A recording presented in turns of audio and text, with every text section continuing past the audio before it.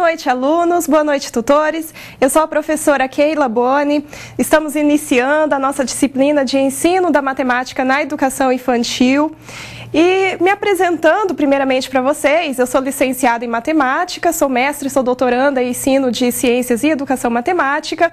E de uma maneira geral, já adiantando para vocês, nós teremos 3 teleaulas no total. Hoje será uma aula um pouquinho mais teórica. Na segunda e na terceira, a partir dessa teoria que nós vamos estudar hoje, vocês já terão algumas metodologias, já receberão algumas orientações, tudo isso de acordo com os referenciais curriculares, conhecerão alguns blocos de conteúdos, alguns conceitos importantes que precisam ser trabalhados na educação infantil, servindo esses conceitos como uma base, como um alicerce para os próximos conhecimentos que virão lá no ensino fundamental, lá no ensino médio. Afinal de contas, esse raciocínio que será formado, que será construído pela criança a partir de agora, será levado com ela durante toda a sua vida. Por isso, a importância desse trabalho ser desenvolvido já na educação infantil. Bom, mas antes de começar, então, falando sobre, começar trabalhando mesmo os conceitos dessa nossa primeira teleaula, vamos ao quadro conhecer quais são os objetivos dela. Nessa primeira teleaula, como eu comentei com vocês, ela será um pouquinho mais teórica, embasando o que nós vamos ver na segunda e na terceira teleaula. O primeiro objetivo que nós temos é abordar sobre algumas tendências pedagógicas. Por que algumas tendências, professora? Algumas tendências porque são várias as tendências que nós temos na educação matemática. São tendências que servem para todo o ensino básico, também para o ensino superior. E essas tendências, elas estão relacionadas com o contexto histórico, com o contexto social, ou seja, foram tendências que foram, então, formadas a partir das necessidades sociais, das necessidades histórico-culturais de cada época. Aqui eu não vou abordar todas essas tendências, até porque acredito que algumas não sejam tão voltadas assim para a educação infantil. Eu vou abordar aqui as principais. Hoje eu vou tratar sobre 2 extremos, que eu acredito que são aqueles mais relacionados com a educação infantil, com a concepção de que professores têm sobre o ensino da matemática nessa etapa escolar. E também vou abordar sobre 2 tendências que eu acredito que são as principais que precisam ser consideradas nesse período escolar. Voltando lá no quadro, continuando com os objetivos, ainda vamos abordar nessa primeira teleaula sobre o desenvolvimento cognitivo e lógico-matemático da criança. Então, olha só, nós vamos falar sobre as tendências, até porque é muito importante que vocês, como futuros professores, compreendam a teoria que está ali em volta de toda essa metodologia, de toda a orientação, de toda a prática de vocês em sala de aula, mas o mais importante ainda é que vocês conheçam quem é esse aluno que vai chegar para vocês na educação infantil. É muito importante que vocês tenham uma noção de como que essa criança aprende, de como que ela se desenvolve cognitivamente, para saber em que momento trabalhar determinados conceitos da matemática e como desenvolver esse trabalho. Então agora vamos ao quadro, acompanhando então lá comigo. Antes de falar sobre essas algumas tendências pedagógicas para o ensino da matemática, aqui mais especificamente falando sobre a educação infantil, eu trago essa concepção para vocês porque cada professor ele possui sua própria concepção sobre a melhor maneira de trabalhar a matemática com seus alunos. E ainda que o professor não perceba, isso acaba sendo explicitado por meio das suas ações, por meio da sua fala, toda essa concepção que o professor possui sobre como que a criança aprende, sobre como deve ser o ensino da matemática na educação infantil, acaba sendo explicitado por meio de suas ações. Sobre essas concepções, só para exemplificar, eu trago aqui 2.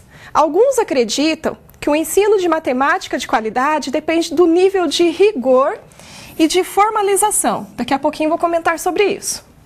Outro exemplo, alguns acreditam que a matemática ela precisa estar relacionada à realidade do aluno. E por que eu trago esses 2 exemplos? Porque são 2 exemplos desses 2 extremos que eu vou apresentar para vocês de tendências, sendo uma negação do outro, que eu vou abordar.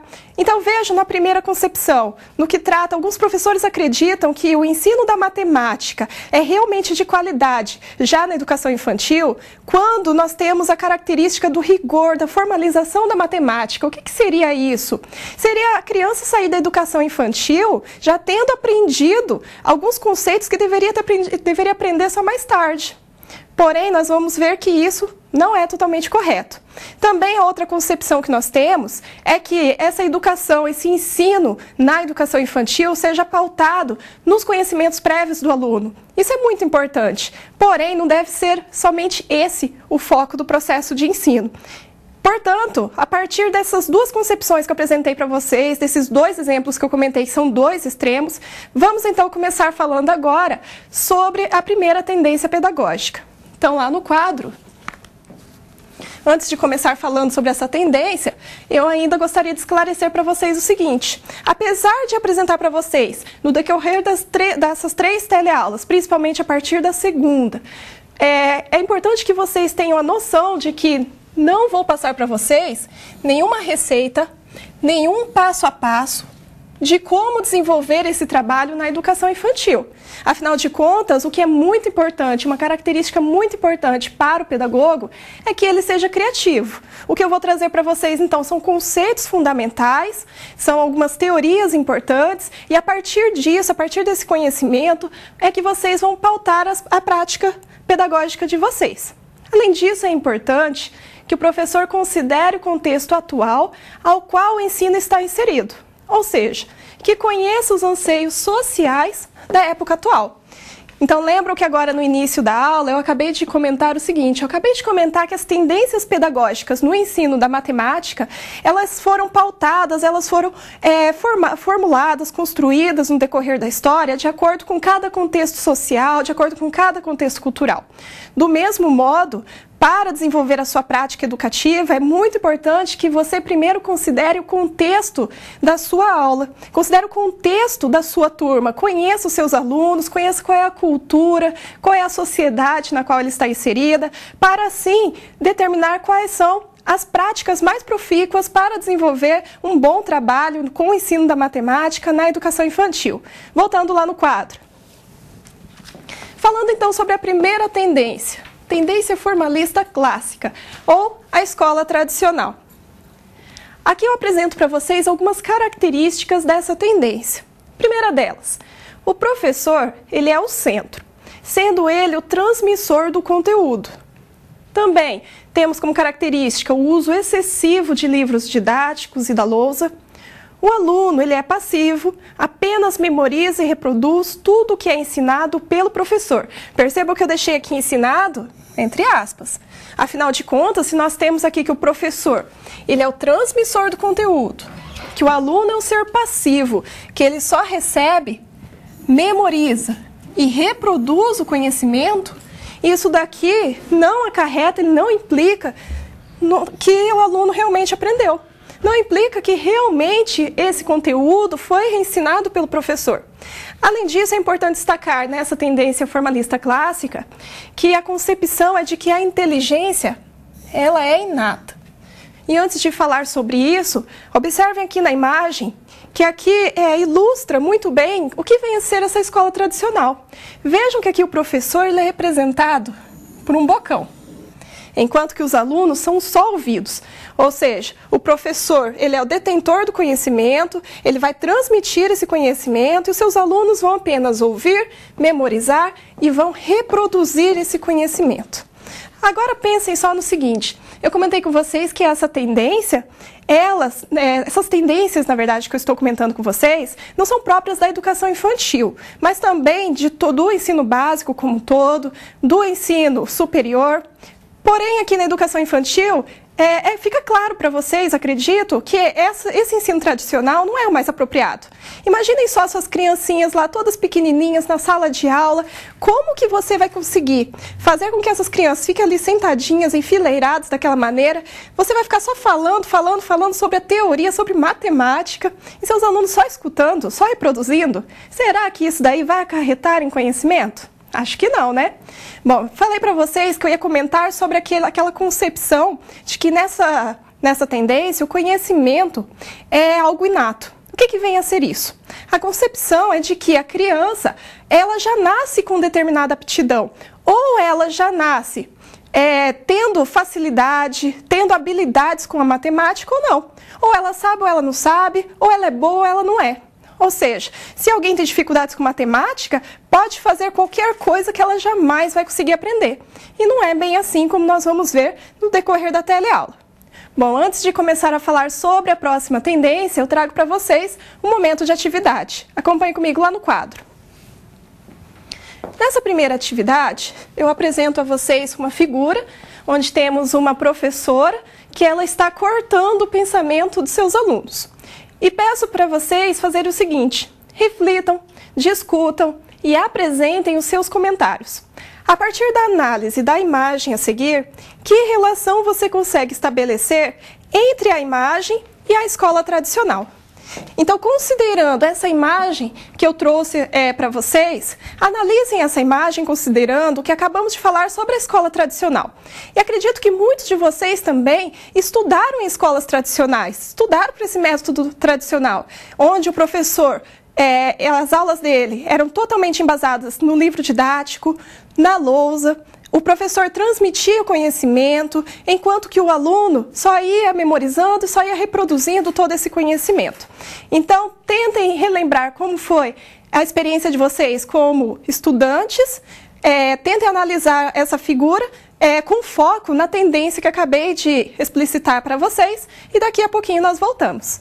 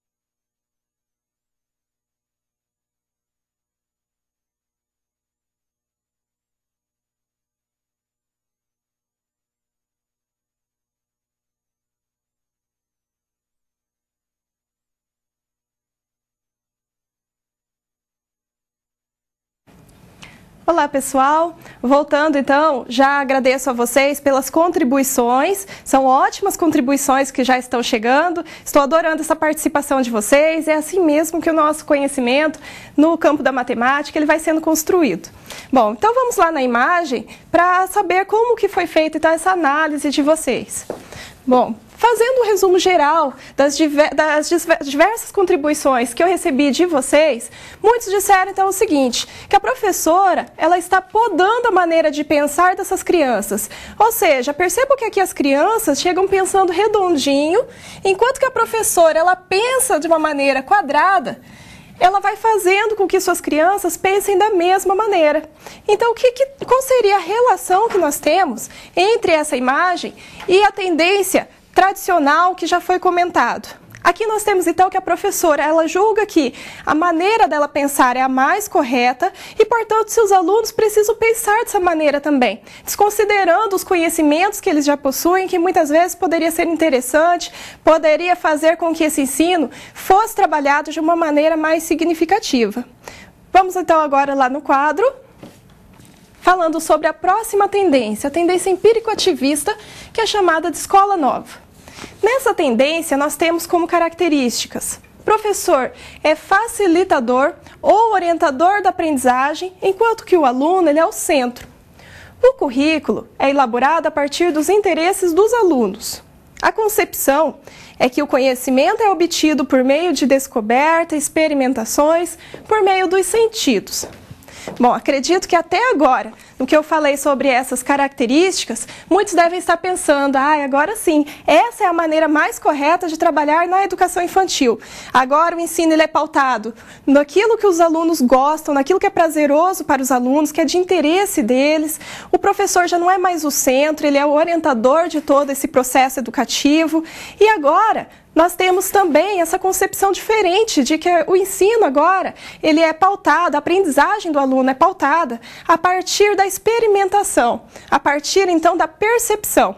Porém, isso aqui ainda não é totalmente correto. Por que não é totalmente correto? Vamos voltar lá no quadro.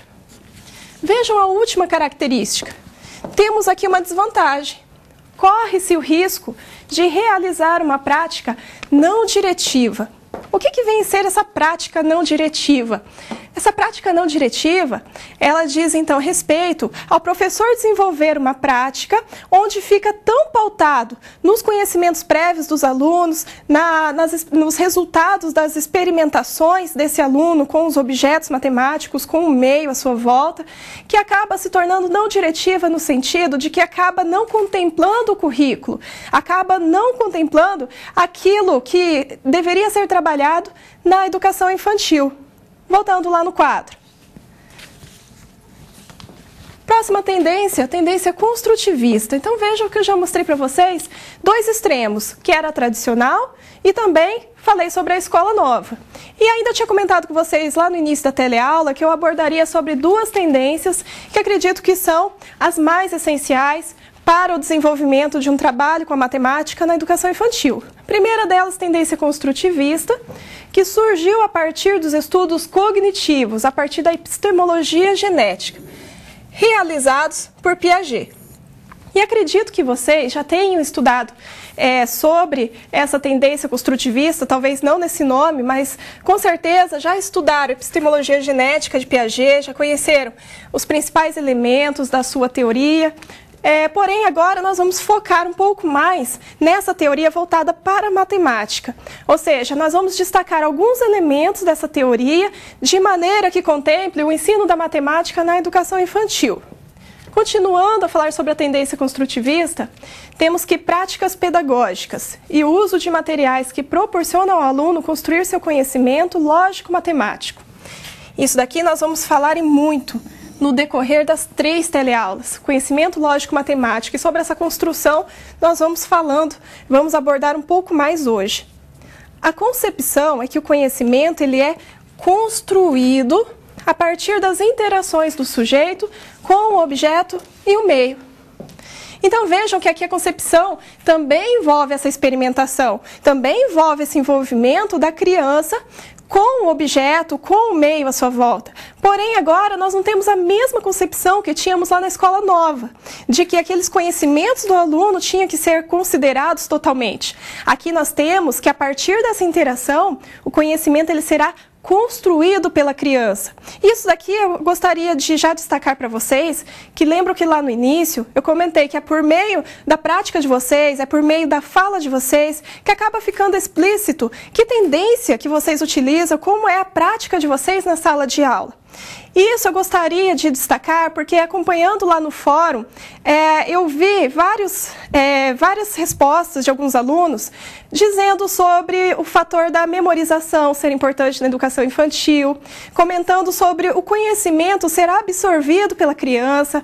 Então vejam que tudo isso foge da concepção que nós estamos adotando aqui para o ensino da matemática na educação infantil. O que nós adotamos aqui é que o pensamento, é que o raciocínio lógico-matemático, é que o aluno ele vai se desenvolver cognitivamente a partir da construção que será propiciada a partir das suas interações com o meio à sua volta. E esse meio nós podemos considerar as diversas situações matemáticas que poderão ser proporcionadas para ele. Voltando lá no quadro. Outra tendência que eu gostaria de destacar, além da construtivista, é a tendência socio-étnico-cultural. Nessa tendência, valoriza os conhecimentos prévios dos alunos e sua capacidade de construir conhecimento a partir de sua própria realidade. E o que eu quero destacar dessa tendência socio-étnico-cultural é esse movimento da etnomatemática, que foi, então, desenvolvida por Ubiratan D'Ambrosio. O que vem a ser esse movimento? Envolvia a matemática não sistematizada, que era produzida e utilizada por indígenas, analfabetos, feirantes, agricultores, entre outros. Mais tarde, esse conceito passou a envolver a matemática de diversos contextos culturais. Então, só para que vocês possam entender por meio de um exemplo que vem a ser essa etnomatemática que acabei de comentar com vocês, envolvendo essa matemática de diversos contextos culturais, imagine o seguinte, imagine, por exemplo, um feirante. Às vezes tem lá um feirante que ele nunca frequentou a escola, porém ele consegue desenvolver cálculos mentalmente com muita rapidez e totalmente corretos. E que muitas vezes, enquanto a gente está lá pegando a calculadora, pegando um lápis e papel para fazer o cálculo, ele já fez, ele já deu a resposta. Um exemplo é meu pai. Eu vejo meu pai também, ele faz cálculos de porcentagem muito mais rápido do que eu, sendo que eu me formei em matemática e ele só estudou até os anos iniciais do ensino fundamental. E tudo isso está relacionado ao cálculo mental. E tudo isso envolve a matemática que é própria de cada contexto social. Ou seja, ele passou por situações lá no trabalho dele em que foi necessário desenvolver estratégias próprias que facilitassem os seus cálculos, que fizessem com que ele fornecesse respostas com rapidez. Isso seria essa matemática de diversos contextos. Seria então investigar quais são as matemáticas que os alunos de vocês já trazem. Vamos continuar falando sobre isso no próximo slide. A etnomatemática envolve as matemáticas próprias de cada sujeito. Por exemplo, os cálculos mentais que eu acabei de comentar, que algumas pessoas realizam mesmo nunca tendo frequentado a escola. Nesse sentido, a matemática não é apenas uma construção teórica, mas está relacionada à prática social. Assim, a criança da educação infantil precisa ser alfabetizada matematicamente, sendo respeitada em sua maneira de pensar, comunicar e registrar o pensamento. Então percebam que com essa tendência, com esse movimento da etnomatemática, o que eu quero destacar para vocês é que como isso será envolvido no trabalho da educação infantil com relação à matemática. O cálculo dos seus alunos, é lógico que lá na educação infantil eles ainda não vão fazer aqueles cálculos mais elaborados, porém eles já lá da prática deles, alguma coisa eles já sabem de matemática. Lembra que lá no fórum eu até questionei para vocês sobre a importância da matemática e muitos comentaram que ela está presente no cotidiano das crianças, nas brincadeiras, está presente no calendário, está presente lá no videogame da criança. Em todos os momentos ela está lidando com números, em todos os momentos tem matemática à volta dela e existem sim alguns cálculos que ela acaba fazendo. E isso, portanto, antes do professor começar a trabalhar determinado conceito na educação infantil, é muito importante, primeiro, investigar e valorizar quais são esses conhecimentos, as matemáticas próprias que esses estudantes já trazem. Voltando lá no quadro. Em resumo, então, diante de tudo isso que já foi explicitado, O que eu espero que vocês entendam é que a matemática ela envolve mais do que contas. Então, o que essa matemática envolve? Ela envolve a interpretação, a criação de significados, o desenvolvimento do raciocínio lógico e a construção de estratégias próprias de cálculo. Lembrando sempre que o aluno que vocês irão receber, ele não vem para a sala de aula desprovido de conhecimentos. Ele não vai chegar lá totalmente vazio e você vai preencher ele com conhecimentos matemáticos.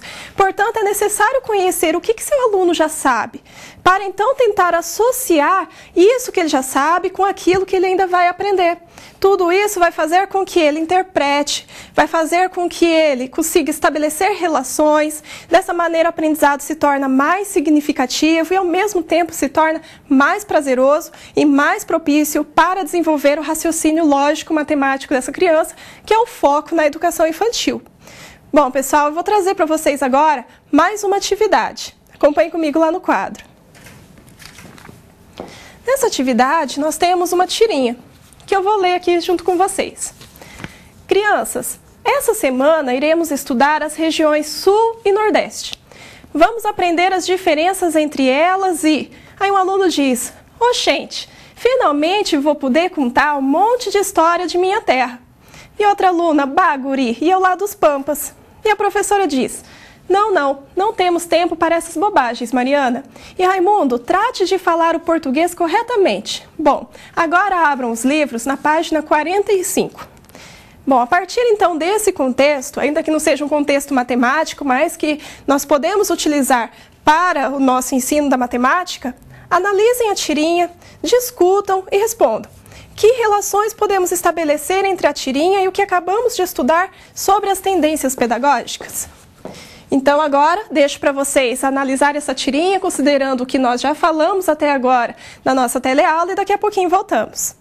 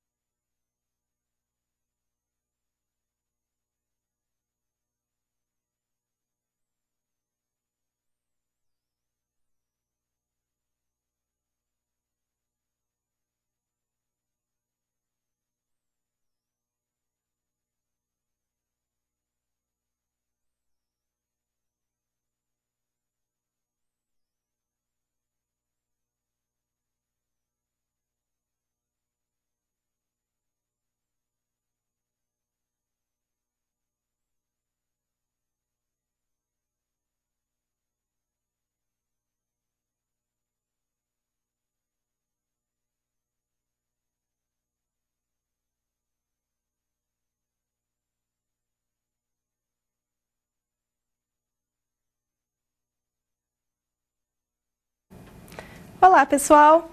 Bom, novamente agradeço, porque são tantas participações, estou muito contente de ver essa participação toda de vocês e já comento também sobre a participação no fórum. Vocês já perceberam que eu já fui até respondendo alguns alunos, já fui acompanhando, como são muitos polos, fica complicado, né, de ficar acessando todos, mas eu fui acompanhando na medida do possível e é muito bom ver essa participação de vocês. Bom, antes de comentar sobre a atividade que foi proposta, eu gostaria aqui de sanar duas dúvidas. Uma delas veio lá de Itajubá.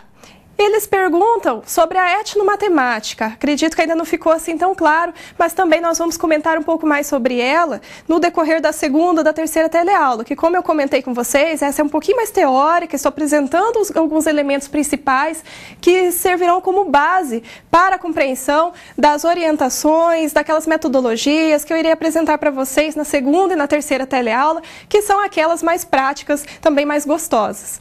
Bom, com relação à etnomatemática, portanto, o que eu trouxe para vocês é que ela se refere a uma matemática que é própria do estudante. Nós podemos resumir dessa maneira. E essa matemática própria do estudante, ela é oriunda do seu contexto social, da sua prática social. Então, seria aquela matemática que é praticada, às vezes, por um feirante, que é praticada por alguém que trabalha no comércio. Seriam, então, estratégias próprias, que ele formou estratégias próprias para resolver determinadas situações do seu cotidiano. E da mesma maneira, imagine uma criança que está começando, que está chegando agora na escola. Essa criança ainda não teve contato com o formalismo matemático, com uma matemática sistematizada, que é como nós chamamos essa matemática, que é trabalhada no contexto escolar. Portanto, no entanto, é necessário que vocês tenham essa noção de que esse aluno, ele não vem desprovido de conhecimento, ele tem algum conhecimento matemático. Imagina ele diante de uma situação matemática que envolve números, como que ele lida com essa situação? Às vezes com alguma informação que passa ali na TV, às vezes com uma pontuação lá do videogame, de uma brincadeira dele, como que ele lida com esses números? Então, isso seria a etnomatemática na educação infantil, seriam esses conhecimentos que o aluno traz e que estão relacionados com o seu cotidiano. Outra pergunta veio lá de Lajeado. Professora, o livro, não sei se é bem assim o nome, na Vida 10 na Escola Zero, não fala em etnomatemática. Bom, pessoal, eu conheço muito bem esse livro, já li, é excelente. Ele também fala sobre essa matemática dos feirantes, ele fala também sobre, se eu não me engano, o pessoal que trabalha com madeireira, algo do tipo. E a ideia que traz lá realmente também envolve cálculo mental, também envolve etnomatemática. Porém, não traz esse nome porque essa obra é anterior à etnomatemática. A etnomatemática de Ubiratã D'Ambrosio é algo muito recente, que veio então depois da publicação desse material. Agora vamos lá para a atividade. Estão acompanhando comigo? Como eu comentei com vocês, foram diversas as contribuições, portanto, para não acabar assim privilegiando um polo em detrimento de outro, eu vou então comentar de maneira geral. O que os polos, muitos disseram, foi o seguinte, que aqui a professora ela está valorizando o ensino tradicional e ela está deixando de considerar a tendência que nós comentamos socio-etnocultural. Observe então aqui que esses alunos se sentiram tão motivados porque finalmente iria falar sobre a terra deles, seria um momento de falar sobre os conhecimentos que eles possuem. E tudo isso tornaria o ensino muito mais significativo. Porém, a professora desvalorizou esses conhecimentos. Então, isso seria a análise da tirinha, relacionando com as tendências pedagógicas que nós acabamos de abordar. Então, percebam que é sobre isso que eu estava comentando com vocês, para tentar evitar isso. Vejam que os alunos, eles acabam se interessando muito mais pela aula quando eles têm a chance de explicitar aquilo que eles já sabem. Quando o professor valoriza esses conhecimentos que ele já traz. Porém, o que acontece é que muitas vezes o professor foca somente no currículo, foca somente lá no material que ele acompanha, que muitas escolas com educação infantil têm um material próprio para seguir e que quer terminar esse material, né, no decorrer do período letivo, e acaba desvalorizando esses conceitos tão importantes e que poderia fazer com que essa criança na educação infantil já começasse a sentir prazer pela matemática. Quem sabe tudo isso iria minimizar aquele sentimento de aversão, aquele sentimento de não gostar da matemática, que geralmente começa a ser criado lá nos anos iniciais. Bom, pessoal, então eu vou dar continuidade à aula.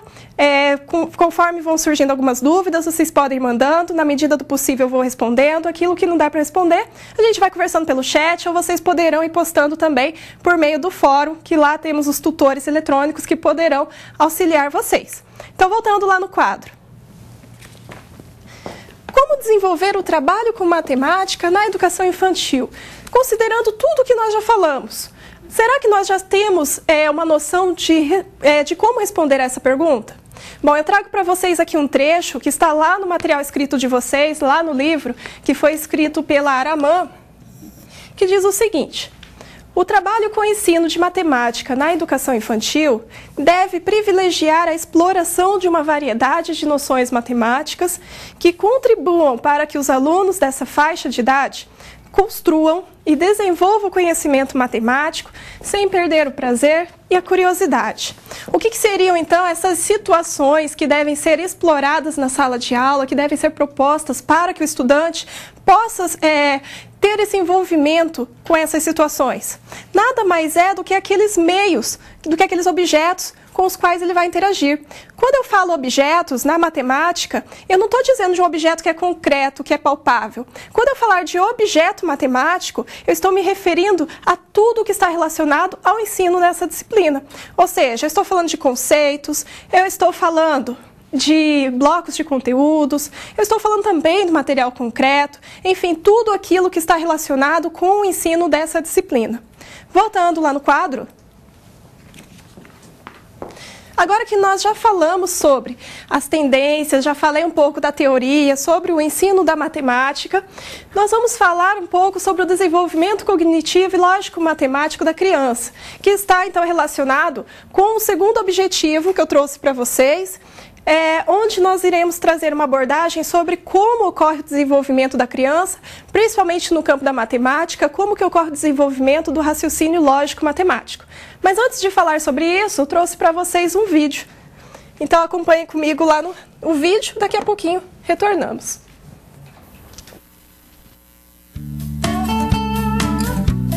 Jean Piaget, considerado o mais importante pensador do século XX, dedicou seus estudos a explicar a estrutura do conhecimento.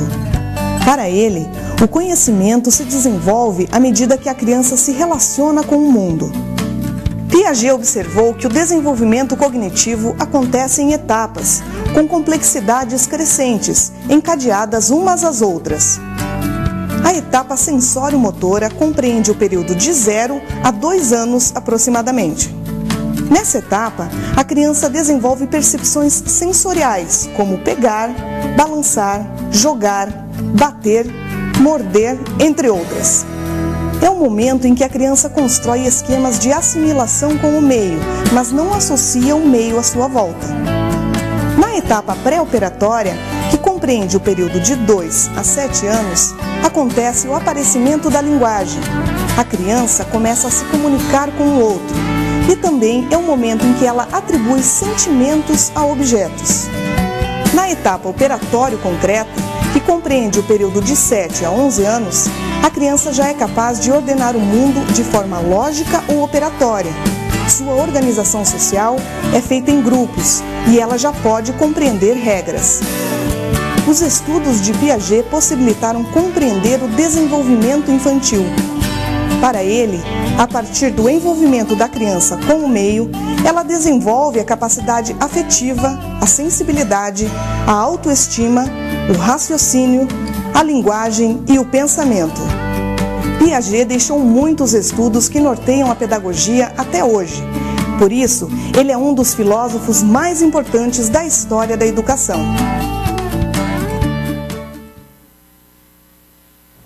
Bom, pessoal, esse vídeo então trouxe um resumo, só para vocês já irem recordando alguns conceitos que provavelmente já foram estudados em semestres anteriores com relação à teoria de Piaget.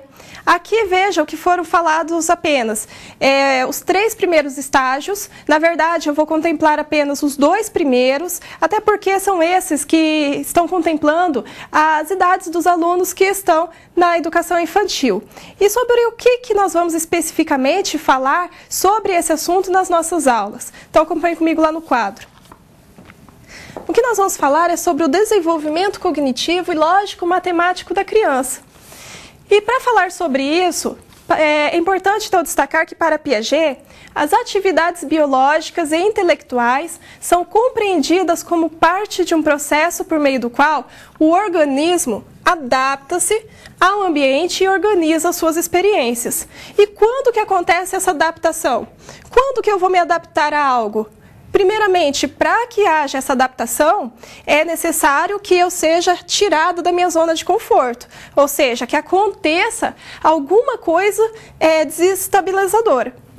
Para ele, o conhecimento lógico-matemático, incluindo número e aritmética, é construído pela criança de dentro para fora, na interação com o ambiente.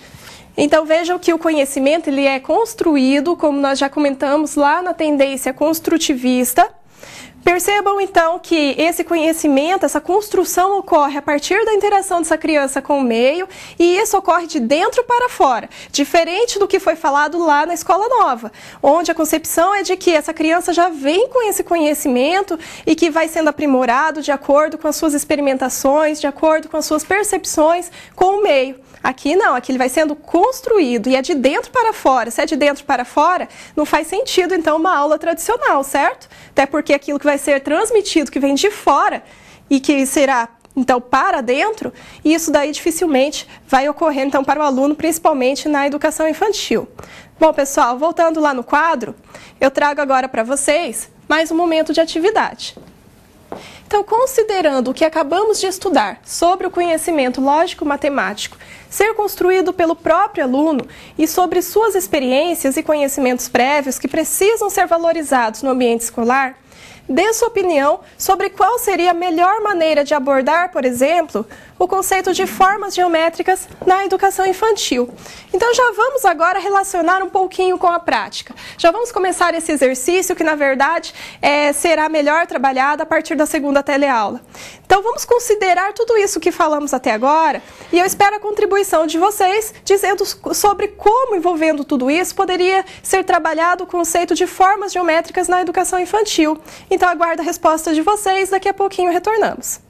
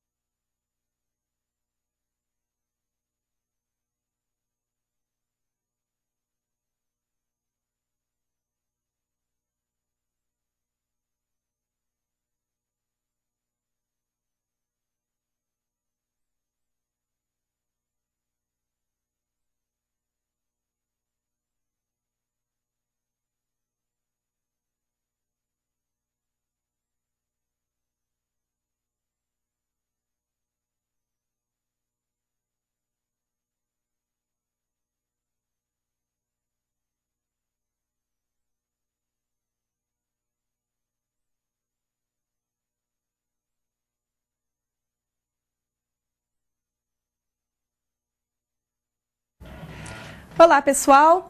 Começo então trazendo para vocês uma ótima contribuição, já que foi enviada pelo Luiz Eduardo Magalhães, lá da Bahia, e diz o seguinte, com relação à atividade que foi proposta. É possível, por exemplo, propor atividades exploratórias, como carimbar as faces de sólidos geométricos, olha só que interessante, a trabalhar com sólidos geométricos na educação infantil.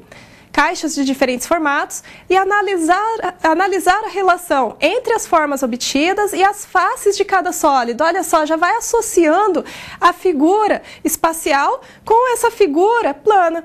Isso é muito interessante essa atividade. Outra possibilidade é propor que as crianças encapem uma determinada caixa e para isso escolham quais pedaços de papéis recortados previamente pelo professor são mais adequados para cobrir exatamente cada face da caixa. E construir os copos geométricos com massinha ou argila também pode ser uma boa oportunidade para discutir essas relações. Pessoal, foram tantas contribuições, uma melhor do que a outra, que não é nem possível falar todas aqui. Mas, em resumo, respondendo à atividade, como que poderia ser desenvolvido, então, um trabalho envolvendo formas geométricas na educação infantil, abordando tudo isso que nós comentamos? Então, lembra que o conhecimento ele é construído de dentro para fora e que esse conhecimento é construído a partir da relação da criança com o seu meio externo. Portanto, é muito importante que a criança perceba regularidades, que ela perceba características em materiais concretos, como foi no caso do Luiz Eduardo Magalhães, que ele propôs ali algumas atividades, tudo envolvendo concreto, tudo envolvendo a visualização, envolvendo a experimentação. Outra maneira também interessante de trabalhar esses conceitos, que até alguns alunos postaram, seria, por exemplo, associar com a realidade do aluno. Então, olha só, já está envolvendo a tendência socio-etnocultural, já está envolvendo a etnomatemática. Como que seria, então, feita essa associação com a realidade do aluno? Poderia, por exemplo, explorar sobre o formato da janela da casa deles, sobre o formato de algum brinquedo, sobre o formato da porta, enfim, sobre diversos formatos que estão presentes no cotidiano dessa criança que poderia ser relacionado com as figuras geométricas. Além disso, explorar, por exemplo, sobre o que rola, o que não rola, o que tem ponta, o que não tem. Enfim, são diversos os conceitos, são diversas as maneiras de trabalhar as formas geométricas. Voltando lá no quadro. Então, continuando a falar sobre o desenvolvimento lógico-matemático, o desenvolvimento cognitivo na área da matemática na educação infantil, eu trago para vocês aqui os principais elementos que é muito importante relembrar com relação à teoria de Piaget. Então, para compreendermos como ocorre a organização e adaptação do sujeito com o ambiente, tendo em vista desenvolver-se cognitivamente, vamos lembrar 4 conceitos cognitivos básicos apresentados por Piaget. São esses conceitos: o de esquema, o de assimilação, acomodação e equilibração. Então, começando pelo esquema. No próximo slide. São as estruturas mentais ou cognitivas pelas quais os indivíduos intelectualmente organizam o meio. Nossa, que difícil, né? O que será então que vem a ser esses esquemas de uma maneira mais simples? Nós vimos então que esquemas são estruturas cognitivas. E se está relacionado com a teoria de Piaget, então são estruturas cognitivas que são construídas pela criança. Como que nós podemos entender esses esquemas? Nós podemos entender já no sentido mesmo da palavra. São esquemas que a criança vai formar para lidar com certa situação, para tentar resolver determinada situação matemática. Só para exemplificar, para vocês entenderem um pouquinho melhor, pensa então no seguinte. Vamos supor que eu vou propor para vocês uma operação, uma situação, um problema, envolvendo lá continhas de mais, continhas de menos. O que vocês vão fazer? Primeira coisa, vocês vão retirar dessa situação os elementos principais. Aí depois vão pensar o seguinte: bom, primeiro eu preciso somar, depois eu preciso subtrair, depois eu preciso conferir o resultado. Ou seja, isso é um esquema. Você está construindo um esquema, está construindo uma estratégia para poder resolver essa situação. E o que vai acontecer? Se você já conseguiu lidar com uma situação dessa, já conseguiu construir esse esquema, quando se deparar com uma situação familiar, com uma situação parecida, você já tem esse esquema formado. Portanto, você vai lá recorrer a esse esquema para lidar com a mesma situação. Mas e se a situação proposta for diferente? Ou seja, se a situação ela for desafiadora, o que vai acontecer? É aí que entra aquela noção da adaptação que eu comentei com vocês antes do momento de atividade. Então, antes de falar sobre isso, vamos voltar lá no quadro. Continuando a falar sobre esquema, são, portanto, estruturas que se modificam com o desenvolvimento mental e que tornam-se cada vez mais refinadas à medida em que a criança torna-se mais apta a generalizar os estímulos. Ou seja, essas estruturas elas vão sendo, portanto, desenvolvidas no decorrer do tempo, de acordo com as situações que são propostas para a criança. Quanto mais desafiadora for a situação que for a ela proposta, mais ela vai generalizar os estímulos, mais esquemas serão formados, cada vez mais complexos. Os processos responsáveis pelas mudanças nas estruturas cognitivas são a assimilação e a acomodação. Então vejam que nós temos aqui dois conceitos de assimilação e de acomodação que estão relacionados com essa construção do esquema, com essa formação de estruturas cognitivas. Então lembram que eu exemplifiquei para vocês o seguinte, que se você já formulou, se você já construiu determinado esquema para determinada situação, quando você for se deparar com essa situação novamente, o que vai acontecer é que você vai recorrer a essa estrutura cognitiva que já foi construída para lidar com a situação. Isso seria a assimilação. E no caso da acomodação? Então vamos considerar agora o caso onde vocês vão lidar agora com uma situação totalmente diferente, uma situação totalmente nova, uma situação desafiadora. Vocês vão lá recorrer aos esquemas, vão perceber que eles não são eficazes e vocês vão ter que fazer o quê? Ou vão modificar esse esquema, ou vão tentar mobilizar vários esquemas ao mesmo tempo, ou vão construir novos esquemas. É aí que reside a aprendizagem, é aí que reside o desenvolvimento cognitivo, lógico-matemático da criança. Então vamos lá ao quadro para compreender melhor o que vem a ser assimilação e acomodação. Então a assimilação é o processo cognitivo de relacionar novos conceitos e percepções a esquemas já existentes. Ou seja, é a incorporação de elementos do meio externo a um esquema ou estrutura do sujeito. Portanto, são conceitos que serão apresentados para a criança, para as quais ela já possui esquemas que são eficazes para tratar tais situações. Em outras palavras, é o processo pelo qual o indivíduo cognitivamente capta o ambiente e o organiza, possibilitando assim a ampliação de seus esquemas. Na assimilação, o indivíduo usa as estruturas que já possui, não gerando mudanças nos esquemas. As mudanças de esquemas ocorrem no processo de acomodação. Então, isso aqui é muito importante destacar, é muito importante que vocês percebam essa diferença. Na assimilação, não ocorre mudanças de esquemas. Também não há formação de novos esquemas. O que acontece na assimilação é se servir daqueles esquemas que já foram construídos para lidar com determinada situação, certo? Bom, eu estou falando tanto de situação, mas acho que é bom aqui esclarecer o que eu entendo por situação. Quando eu falo em situação na matemática, eu estou falando no mesmo sentido de uma tarefa. Portanto, seria uma situação problema, que seria proposta para o aluno de vocês, poderia ser um exercício, poderia ser uma atividade, poderia ser um jogo. Tudo isso que está envolvendo conhecimento matemático, construção de conhecimento, eu estou considerando como situação. Então, toda vez que eu falar em situação, é assim que vocês vão entender, certo? Voltando lá no quadro. Sobre a acomodação. Então, já foi falado resumidamente que é na acomodação que vai ocorrer mudanças de esquema e formação de novos esquemas. Portanto, é a modificação de um esquema ou de uma estrutura em função das particularidades do objeto a ser assimilado, ocasionando em uma mudança na estrutura cognitiva do sujeito. A acomodação pode ser de duas formas, visto que se pode ter duas alternativas. Criar um novo esquema, no qual se possa encaixar um novo estímulo, ou modificar um esquema já existente, de modo que o estímulo possa ser incluído nele. No entanto, presta atenção numa coisa que eu já comentei com vocês.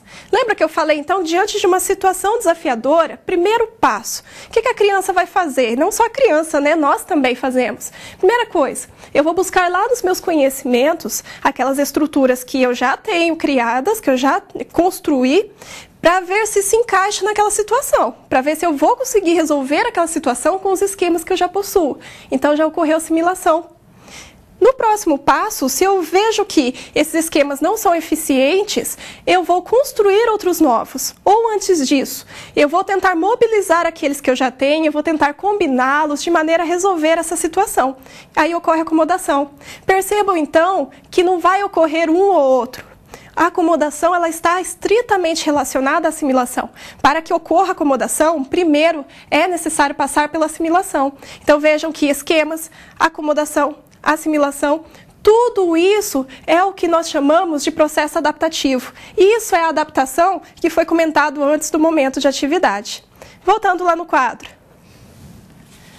Portanto, em resumo, após ter havido a acomodação, a criança tenta novamente encaixar o estímulo no esquema e aí ocorre a assimilação.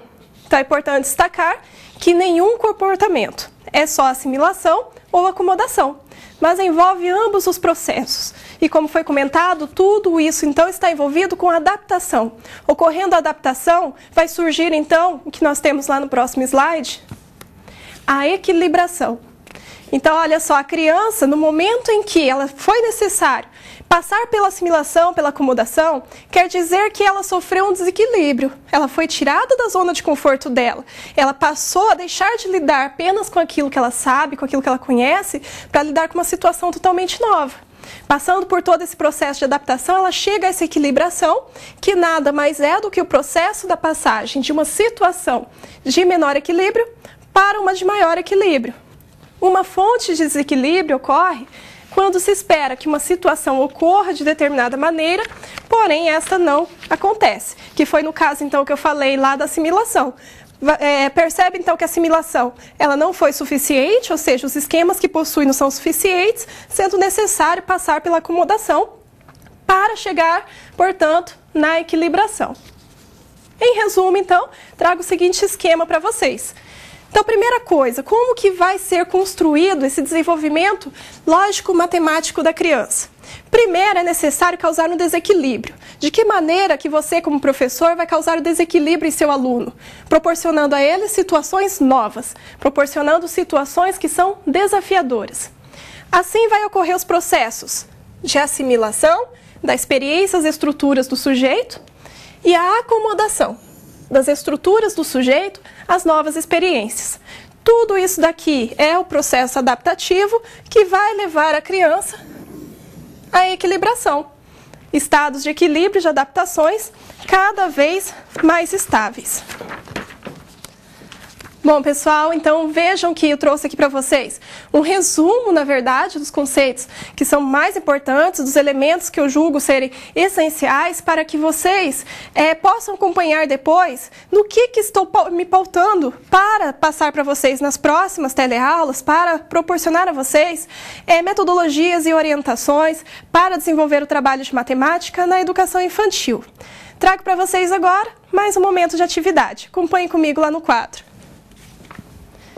Então, diante do que acabamos de estudar sobre a teoria de Piaget, reflita e discuta com seus colegas sobre como tudo isso implica no trabalho envolvendo a matemática na educação infantil e, em seguida, compartilhe suas opiniões. Então, agora é o momento de saber se vocês realmente compreenderam.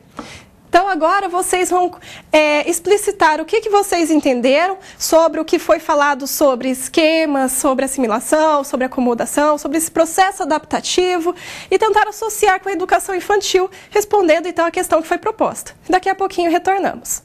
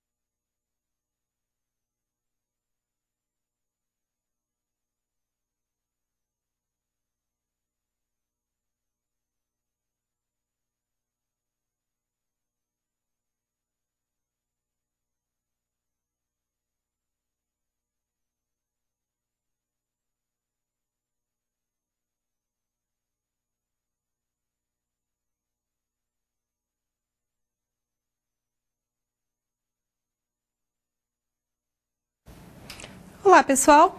Então, na atividade que foi proposta para vocês, eu queria saber, então, qual era a relação de tudo isso que foi comentado, no que implica, na verdade, no ensino da matemática na educação infantil. Eu vou compartilhar, então, com vocês uma resposta que veio lá de Itaiobeiras, Minas Gerais. Eles dizem, então, o seguinte: a teoria de Piaget traz contribuições extremamente significativas para o ensino da matemática, uma vez que a educação infantil se consolida como a etapa propícia para a aquisição de novos conhecimentos.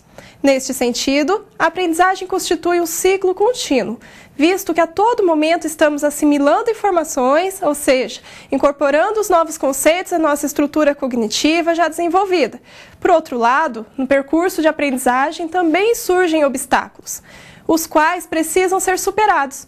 Daí a necessidade de acomodação, que seria a modificação de esquemas já construídos para lidar com a nova realidade até chegar à equilibração. Foi uma excelente resposta.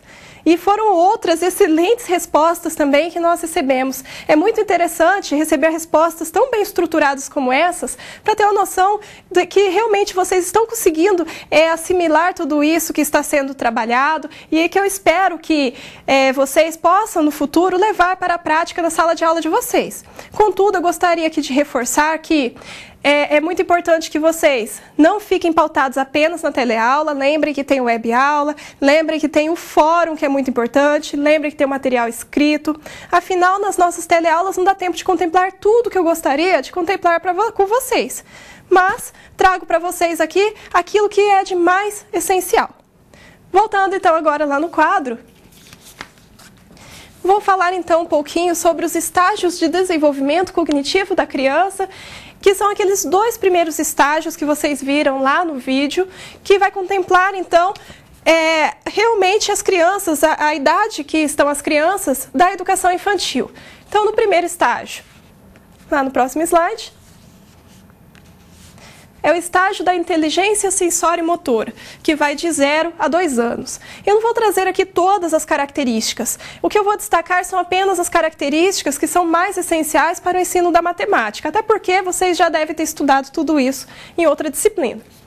Então, o comportamento da criança nesse estágio é basicamente motor, e esquemas começam a ser progressivamente construídos. O que vem a ser, então, esse conhecimento basicamente motor? De 0 a 2 anos, a criança ela começa a conhecer o meio à sua volta por meio da percepção, por meio da visualização. É o momento em que tudo ela vai pegando, ela vai conhecendo, é o momento da sucção, é o momento que ela começa a morder, enfim, ela começa a descobrir, portanto, o meio que está à sua volta através da percepção, através da visualização, através dos sentidos. Voltando lá no quadro. Nesse estágio, a criança vê o mundo como caótico. Os recém-nascidos percebem o mundo à sua volta por meio da sucção e do movimento dos olhos. Aos poucos, a criança adquire novas habilidades, sendo capaz, no final desse estágio, de organizar o mundo à sua volta, adquirindo noção de tempo e de espaço. Então percebam que já nessa idade de 0 a 2 anos, tão pequenininhos ainda, já começa a formar os primeiros esquemas. E por que esses esquemas começam a ser formados já nessa fase? Então lembram que foi comentado sobre o desenvolvimento, sobre o conhecimento ser baseado na parte motora? Na sensibilidade, na parte sensória, na percepção, na visualização? Ou seja, ele já está interagindo com o meio à sua volta. Se ele está interagindo com o meio, já está começando a construir conhecimentos, já está começando a construir os primeiros esquemas, que são esquemas que vão ser levados durante toda a vida dele, que com o tempo só serão aprimorados, serão melhorados para lidar com novas situações. Voltando lá no quadro, vamos então falar sobre o próximo estágio, que é o estágio do pensamento pré-operacional, que vai de 2 até aproximadamente os 7 anos de idade. Então aqui a gente ainda contempla os alunos da educação infantil. E aqui eu trago para vocês um conceito que é muito importante, que nós vamos comentar muito ainda na segunda e na terceira teleaula. A criança apresenta o desenvolvimento da linguagem e de outras formas de representação, função simbólica ou semiótica. O raciocínio já é pré-lógico e a criança ela é egocêntrica nessa fase. Vejam então aqui que vai surgir agora algo que é muito importante para o desenvolvimento cognitivo, que é o surgimento da linguagem, é o surgimento das representações. Por que isso é tão importante? Porque a partir do momento em que eu começo a falar, eu começo a pensar sobre o que eu estou falando. Eu começo, além disso, a exteriorizar alguns indícios de representações mentais. Ou seja, nessa fase, o professor já consegue observar alguns indícios de manifestações do que a criança está pensando.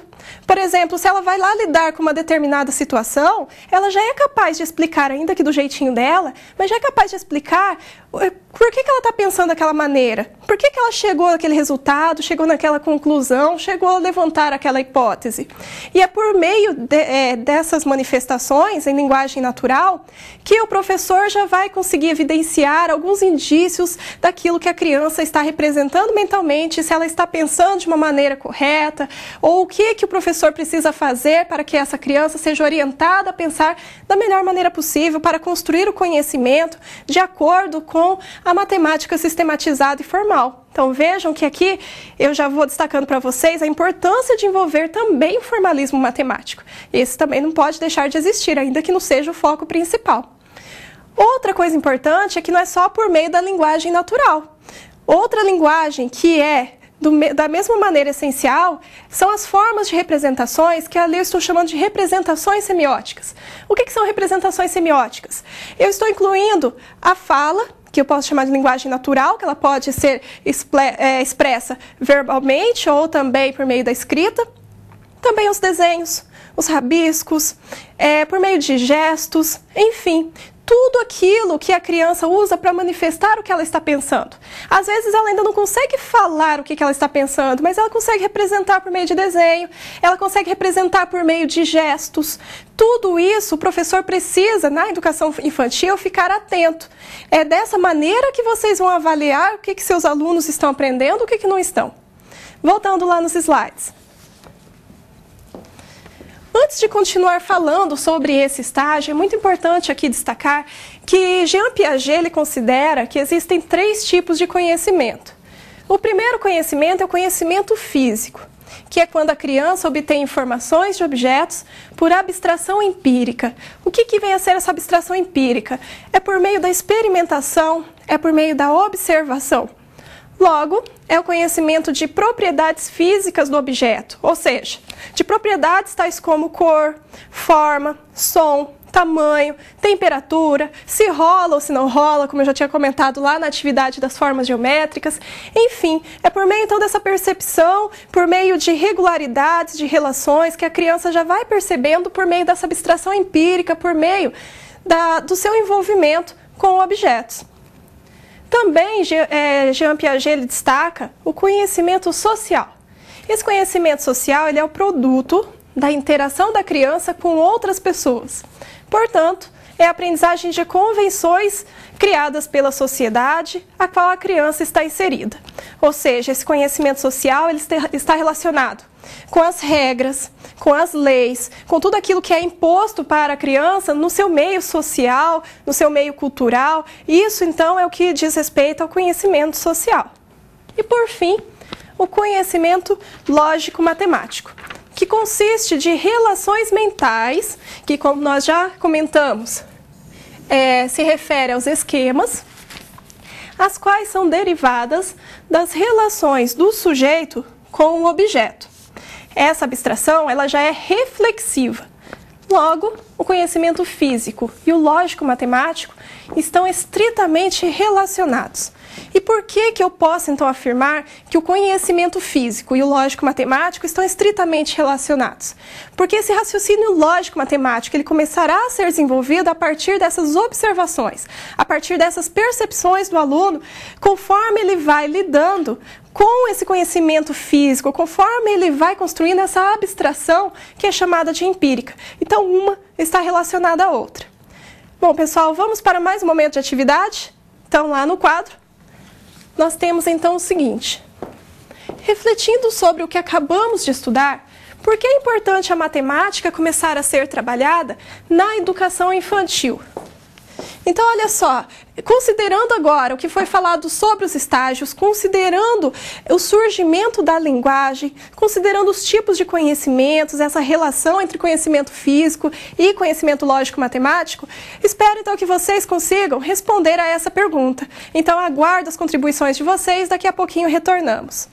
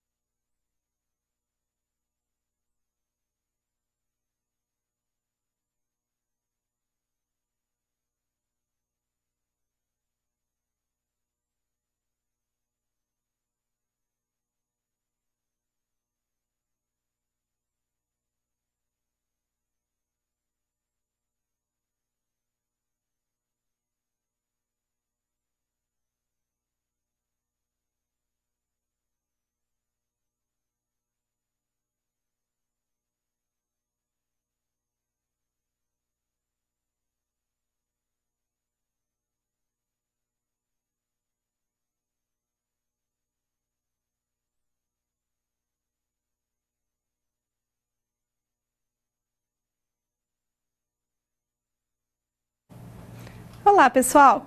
Então vamos lá responder ao nosso momento de atividade, onde eu queria então saber de vocês a importância da matemática, de acordo com tudo que foi estudado até o momento, de ser trabalhada na educação infantil.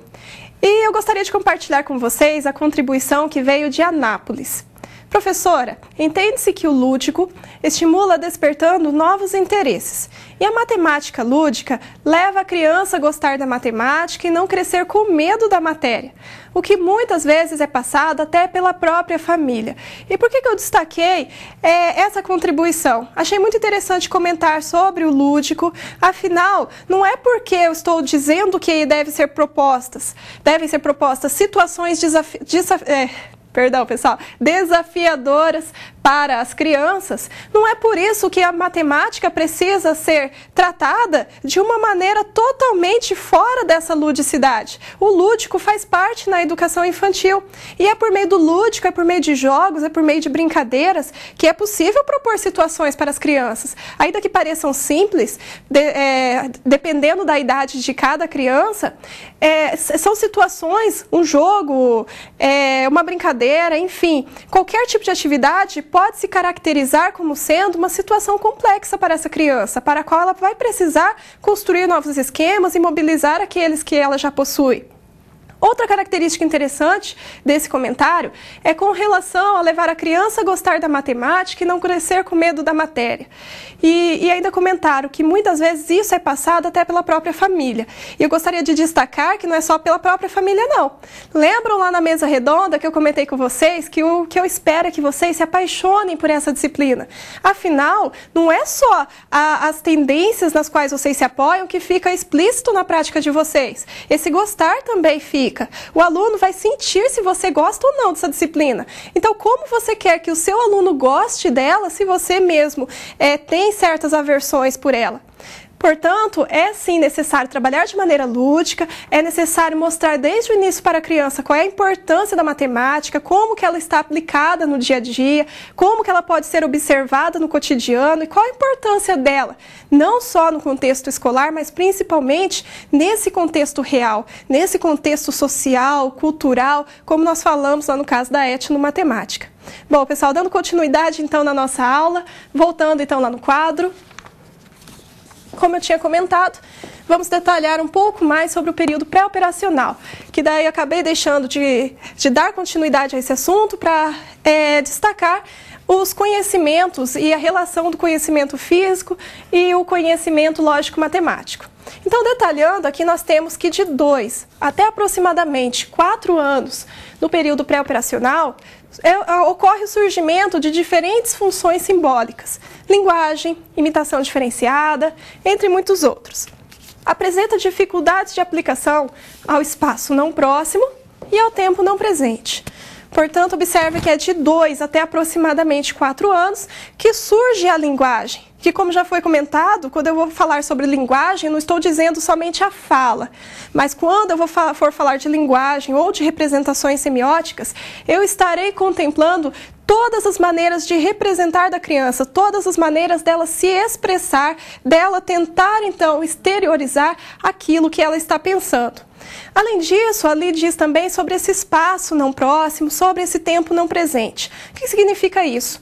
Nessa fase, a criança ainda tem dificuldades, por exemplo, para entender que enquanto ela está ali na escola, naquele mesmo momento, seu pai, sua mãe está lá em outra atividade, em um outro lugar. Também, quanto a isso, nós podemos dizer que essa criança tem dificuldades para compreender algumas situações, algumas ações que ocorreram no passado, que vão ocorrer ainda no futuro. Mas sobre tudo isso a gente ainda vai continuar comentando nas próximas teleaulas. Voltando lá no quadro. De 4 a 5 anos e meio, revelam-se as interrogações a respeito dos objetos manipulados. Ou seja, aqui é a famosa fase dos porquês. A criança quer que tudo seja muito bem explicado, ela não se contenta apenas com os fatos, com aquilo que está sendo observado, ela quer saber o porquê de tudo. De 5 anos e meio até 7 ou 8 anos aproximadamente. É o início do processo de ligação entre estados e transformações. E esse daqui já será um dos focos principais da nossa próxima teleaula, portanto não percam que já envolvendo mais uma parte mais prática mesmo de tudo isso que nós abordamos até o momento. E essa relação de estados e transformações que começa a ser desenvolvida no final do período pré-operatório, para chegar até esse ponto é necessário que a criança ainda passe por diversos outros processos até chegar nesse ponto que é crucial para o ensino da matemática. Voltando lá no quadro. Algumas características do estágio pré-operacional, então ainda continuando sobre esse assunto, temos como características o egocentrismo, o raciocínio transformacional, onde o egocentrismo é a criança não conseguir assumir o ponto de vista ou a perspectiva de outro. Ou seja, ela acha que todos pensam como ela. Aqui nesse egocentrismo, nós podemos destacar que ele pode ser cognitivo, ele pode ser social. Portanto, nós podemos resumir que esse egocentrismo é quando a criança ela pauta-se apenas naquela concepção dela, no ponto de vista dela. Ela tem dificuldades para compreender que outra pessoa também pode estar correta. Quanto ao raciocínio transformacional, a criança não focaliza o processo de transformação de um estado inicial a um estado final de maneira integrada. Ou seja, não tem consciência das relações entre eventos. Bom, pessoal, vocês vão perceber que conforme eu for apresentando essas características para vocês, eu não vou ficar assim entrando em muitos detalhes. Eu gostaria apenas, nesse momento, de apresentar essas características para vocês, para que vocês percebam que elas estão relacionadas com esse assunto todo teórico que nós abordamos nessa primeira teleaula, porque essas questões do egocentrismo, de transformações e as outras características que eu vou apresentar daqui a pouco, todas elas serão abordadas em detalhes nas próximas teleaulas. Voltando lá no quadro. Outras características, a centração. A criança centra-se em aspectos limitados de um evento.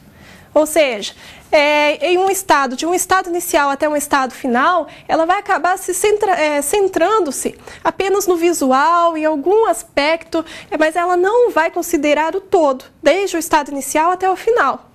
A reversibilidade é uma outra característica desse estágio. Aqui a criança ela não consegue seguir a linha de raciocínio de volta ao ponto de partida. Um bom exemplo disso daqui seria pedir para a criança desenhar o caminho da sua casa até a escola.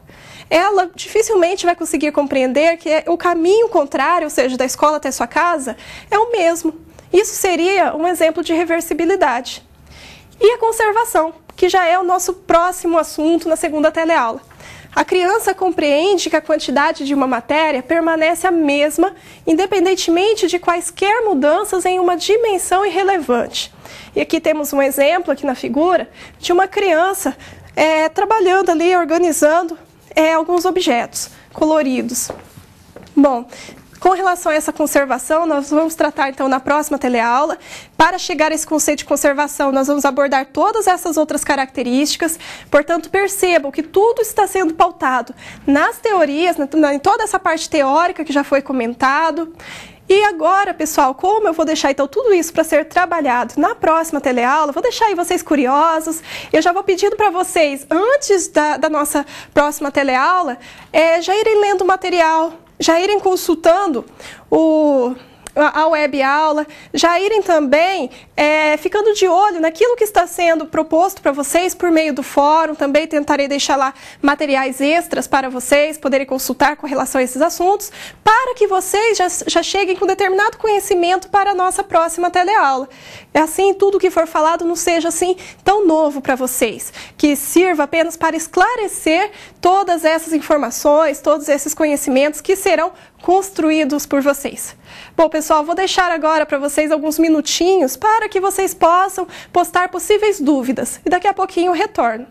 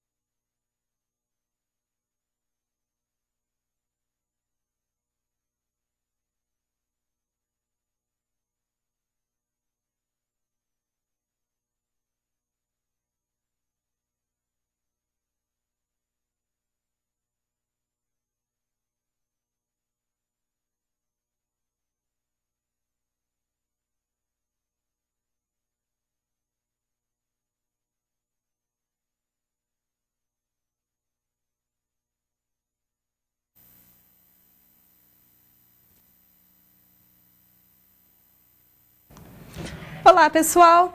Bom, espero que vocês tenham gostado dessa nossa teleaula, que sintam-se motivados para a próxima teleaula. E com relação às dúvidas, eu gostaria de esclarecer a dúvida lá de Santiago.